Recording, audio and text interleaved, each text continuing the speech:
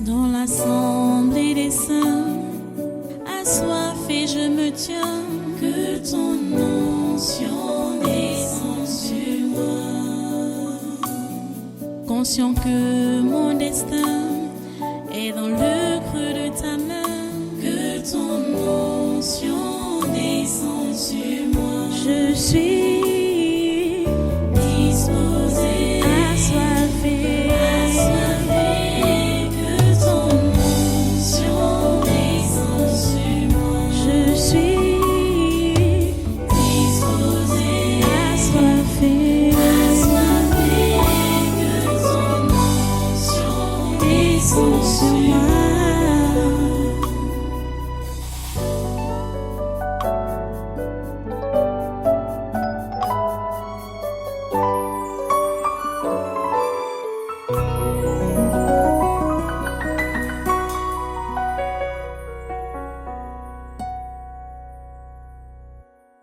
Alléluia, merci Seigneur. Tu peux rester encore un peu debout. On va prendre maintenant la lecture pour le message du jour. Nous avons un séminaire cette semaine qui commence aujourd'hui. Le séminaire commence jeudi prochain, jusqu'à vendredi prochain, jusqu'à dimanche prochain. 4 jours. Donc, je vais encore parler aujourd'hui sur les principes de Christ. L'esclave de Dieu. Donc le chrétien ne fonctionne plus selon ses principes, mais il fonctionne selon les principes de Dieu.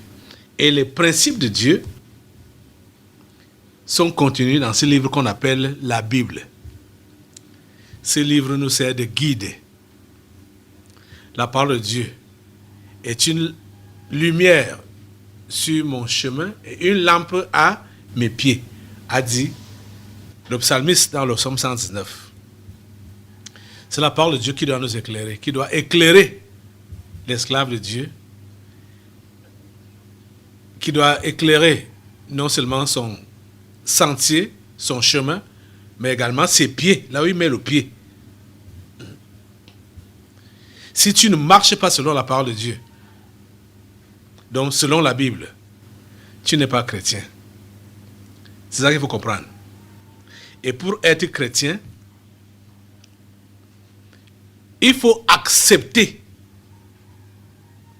de démarrer la chrétienté par la repentance, ou la conversion et la repentance. On ne peut pas parler de conversion sans repentance. Et on ne peut pas parler de repentance sans restitution. C'est-à-dire la réparation des torts qu'on a eu à faire dans le passé. Allons, lisons notre passage, 2 Corinthiens chapitre 5, sans oublier Galates chapitre 2, verset 20. Peut-être qu'on commence d'abord là-bas.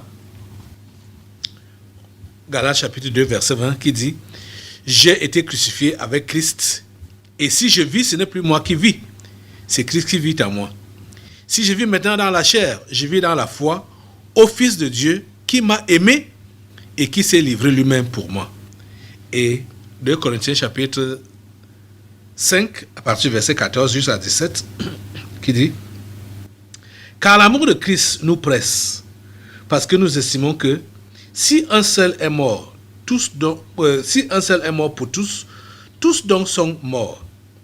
Et qu'il est mort pour tous, afin que ceux qui vivent ne vivent plus pour eux-mêmes, mais pour celui qui est mort et ressuscité pour eux. Ainsi, dès maintenant, nous ne connaissons personne selon la chair.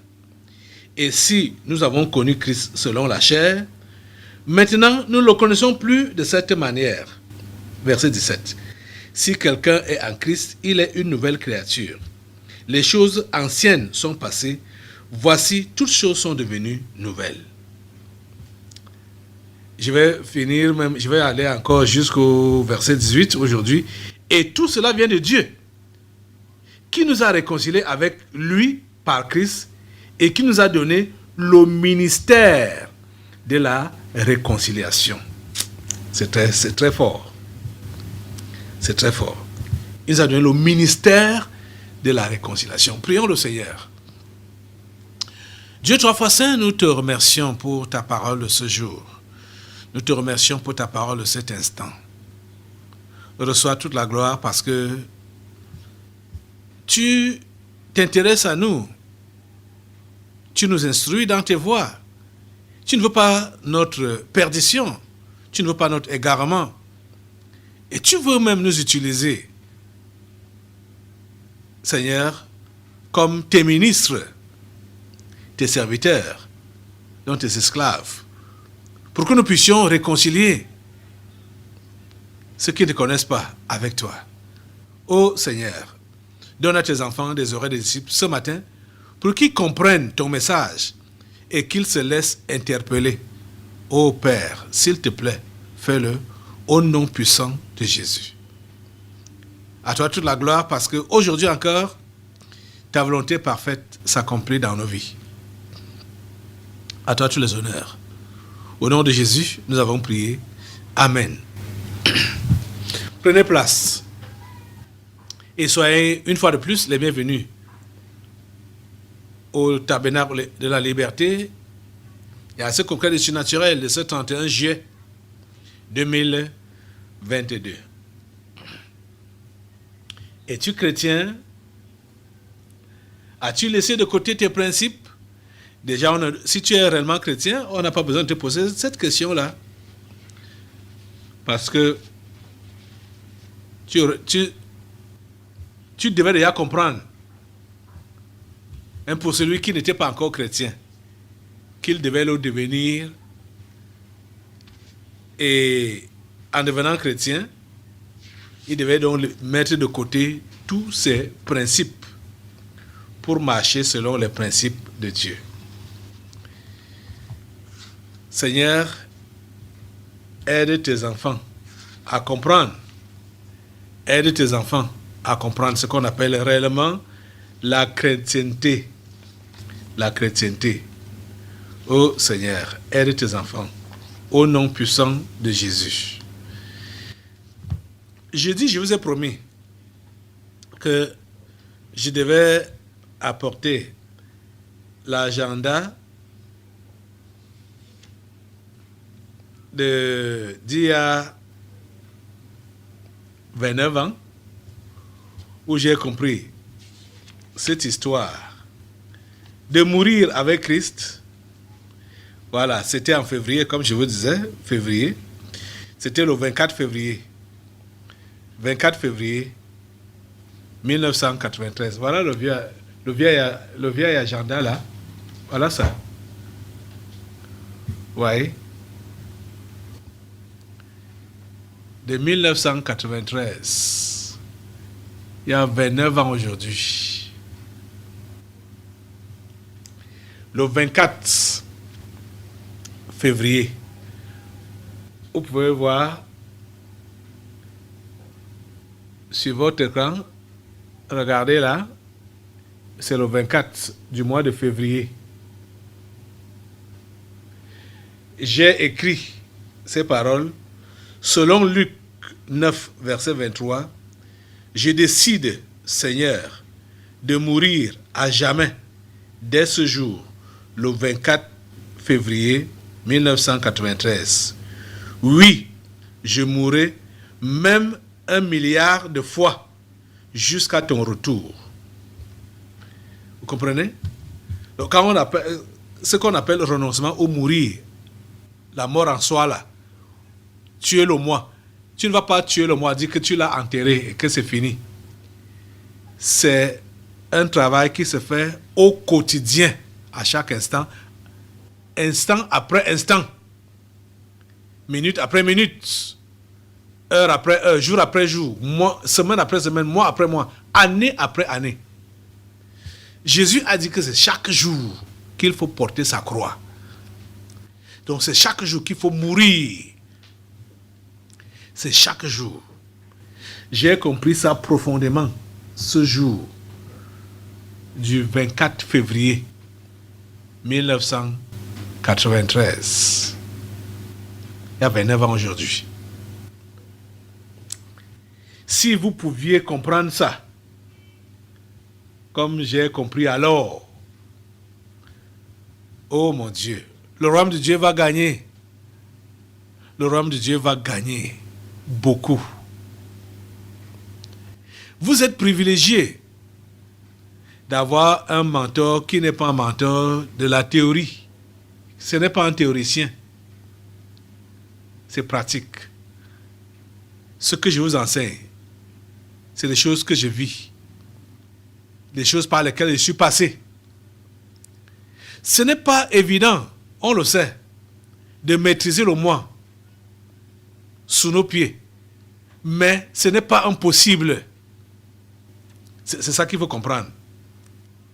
Et tant que tu n'as pas encore maîtrisé le moi, tu ne pourras pas être efficace pour la chose de Dieu. Tu ne pourras pas être efficace pour le travail de Dieu. Et même ta chrétienté est questionnable. Ça ne pourra pas évoluer jusqu'à la fin. Puisque quand le moi va te réclamer, va venir en surface, ce qu'on a lu ici là ne sera plus effectif dans ta vie, que les choses anciennes sont passées. Voici, toutes choses sont devenues nouvelles. Ça ne sera plus effectif dans ta vie. Parce que quand tu vois que ton moi est atteint, tu vas dire, mais on fait ça à qui? Mais je vais vivre comme ça. Je vais supporter jusqu'à quand? Tu vois, ton moi reprend la vigueur, remonte en surface. Tu arrêtes du coup ainsi avec la chrétienté. Parce que dès que le moi reprend le dessus, tu as arrêté avec la chrétienté. Rappelez-vous ce que je vous ai enseigné, que la chrétienté se révise à la seconde. La chrétienté se révise à la seconde. Seconde après seconde. C'est la pure vérité. Et il faut veiller à cela. Que tu restes constamment chrétien. Il faut rester constamment chrétien. Et quand tu n'es plus chrétien, comprends que le moi a pris le dessus.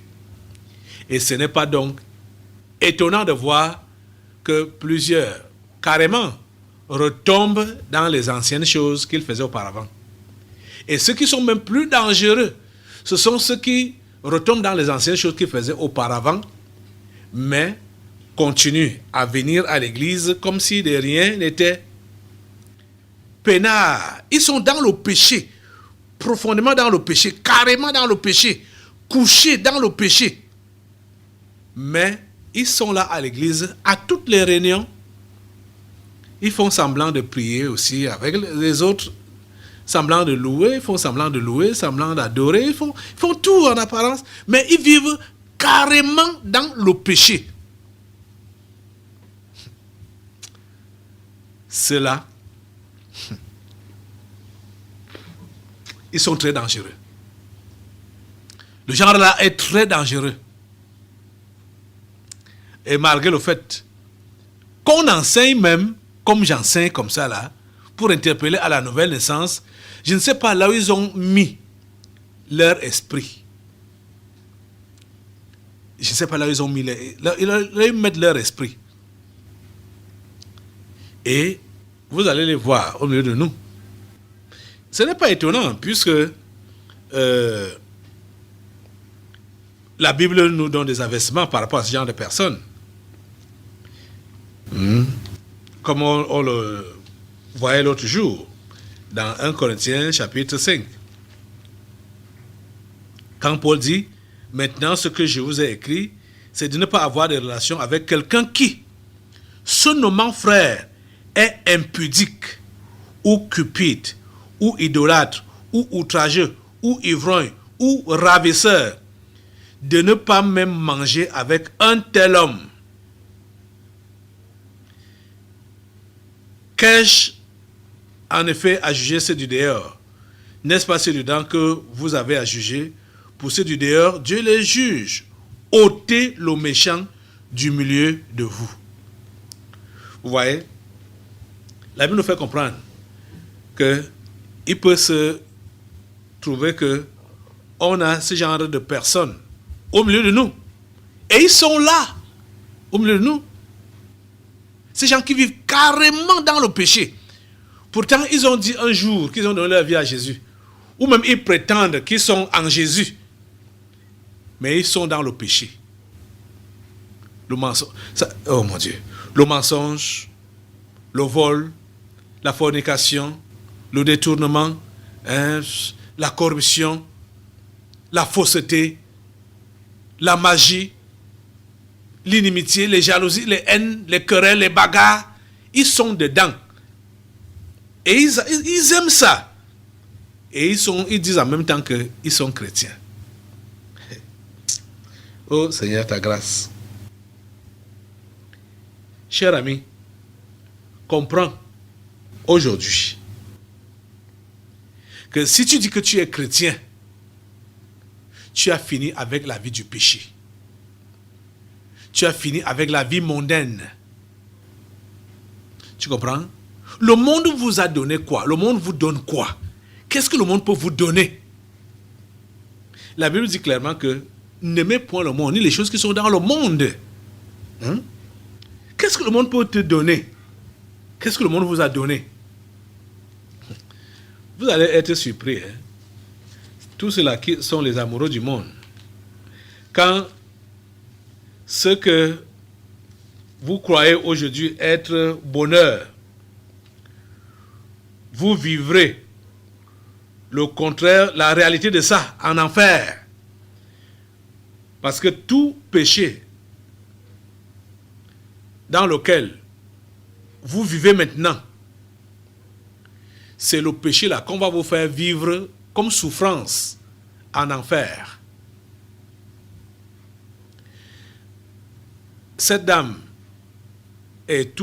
cette dame qui a visité l'enfer, que Jésus a permis de visiter l'enfer, dit que ceux qui sont les amoureux du péché de la fornication, ils font les rapports sexuels en enfer avec un gros serpent épineux. Le gros serpent épineux. Donc, c'est ça. Toutes les voies qu'ils ont utilisées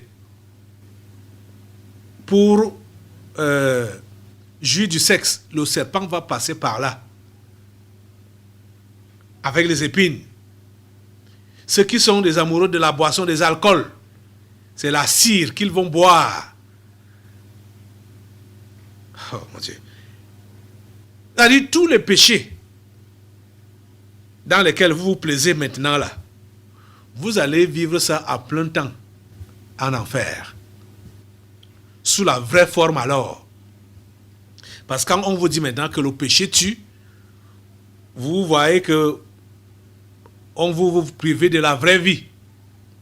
On veut vous priver du bonheur. Et c'est là donc que vous verrez que effectivement le péché tue. Parce que chacun sera en enfer et confirmera que c'est la place qu'il mérite. Parce que sur votre poitrine sera inscrit le motif qui vous condamne et qui vous a envoyé là-bas en enfer. Vous-même, vous allez revoir votre film. Vous allez voir votre film de vie. Et vous allez reconnaître que Dieu est un Dieu de justice en vous infligeant cette punition-là, là-bas en enfer. Le monde vous a donné quoi? Le monde vous donne quoi? Le monde vous donne quoi? Pourquoi est-ce que vous êtes tellement attaché au monde? Oh mon Dieu. Je comprends que ça doit être l'esprit de la religion qui a tué la conscience de plusieurs. Parce que c'est inadmissible de voir une personne qui dit avoir reçu Christ et qui fréquente le tabernacle de la liberté continue à vivre carrément dans le péché en venant ici au tabernacle de la liberté malgré tout ce qui est enseigné. malgré tout ce qui est vu, malgré même les interpellations. Il y a certains qui sont directement interpellés à cause de la mauvaise vie qu'ils mènent. Et vous allez voir comment ils se justifient. Or, ils sont dans cette mauvaise vie-là. Ils sont là-dedans. Et ils se justifient. Ils se justifient. Oh mon Dieu, ta grâce. 1 Jean, chapitre 2, à partir du verset 15, dit ceci. N'aimez point le monde, ni les choses qui sont dans le monde. Jean n'écrivait pas aux païens. Jean écrivait aux chrétiens. C'est à nous que ces paroles sont adressées. Les épîtres sont adressées aux chrétiens, à l'église. Les épîtres, les lettres des apôtres disent aux chrétiens le genre de vie qu'ils doivent mener dans leur famille, dans leur foyer, dans leur maison et dans la société pour l'église et pour Dieu. C'est les enseignements, les conseils qui sont donnés aux chrétiens, les lettres que les apôtres ont donc écrites à l'église. Et Jean dit, n'aimez point le monde, ni les choses qui sont dans le monde. Si quelqu'un aime le monde, l'amour du Père n'est point en lui. Car tout ce qui est dans le monde, la convoitise de la chair, la convoitise des yeux et l'orgueil de la vie, ne vient point du Père, mais vient du monde. Et le monde passe et sa convoitise aussi. Mais celui qui fait la volonté de Dieu demeure éternellement. N'aimez point le monde. Vous ne pouvez pas dire que vous êtes chrétien, vous aimez Dieu et vous aimez le monde en même temps. C'est impossible. Jésus enseigne clairement qu'on ne peut pas servir 2 maîtres à la fois. Jamais. Donc Jésus avait déjà dit ça. Qu'on ne peut pas servir 2 maîtres. C'est impossible d'aimer le monde et d'aimer Dieu, d'aimer Jésus. Ce n'est pas possible de servir le monde et de servir Jésus. Ce n'est pas possible. Et le Seigneur veut que nous soyons ses serviteurs. Le Seigneur veut que nous soyons ses servantes. Il nous sauve pour que nous puissions le servir. C'est ça qui est compris dans ce passage qu'on a lu, deuxième passage. Donc 2 Corinthiens chapitre 5, versets 14 à 18. Je vais relire ça. Il est dit, car l'amour de Christ nous presse, parce que nous estimons que si un seul est mort pour tous, tous donc sont morts. Et qu'il est mort pour tous, afin que ceux qui vivent ne vivent plus pour eux-mêmes, mais pour celui qui est mort et ressuscité pour eux. Comment ils vont vivre pour lui? On va voir. Ainsi, dès maintenant, nous ne connaissons personne selon la chair. Et si nous avons connu Christ selon la chair, nous ne le connaissons plus de cette manière. Si quelqu'un est en Christ, il est une nouvelle créature. Les choses anciennes sont passées, voici, toutes choses sont devenues nouvelles. Verset 18, écoutez donc. Tout ça, Dieu a fait ça pourquoi? Et tout cela vient de Dieu, qui nous a réconciliés avec lui par Christ et qui nous a donné le ministère de la réconciliation. Voilà la raison de notre salut. Dieu nous a réconciliés avec lui par Christ pour nous donner le ministère de la réconciliation. Donc nous donner le service de la réconciliation. Donc pour que nous soyons les esclaves de la réconciliation. Donc pour permettre à ceux-là qui sont éloignés de Dieu de revenir à lui. Par notre exemple, par notre modèle, par notre vie. C'est la mission que nous avons. Quand vous entendez parler du but de la vie, quel est le but de ta vie? Et je l'avais enseigné que la Bible nous enseigne que c'est adorer Dieu et le servir. Voilà ça qui est encore bien dit ici. Que Dieu nous a réconciliés avec lui par Christ et nous a donné le ministère de la réconciliation. Donc, quand nous nous sommes réconciliés avec lui par Christ, c'est pour l'adorer, le célébrer et c'est pour servir de serviteur. Il nous donne également donc le rôle de serviteur ou le rôle d'esclave. ce qu'on appelle ministre pour améliorer. Mais en fait, nous sommes esclaves. Ça veut dire quoi?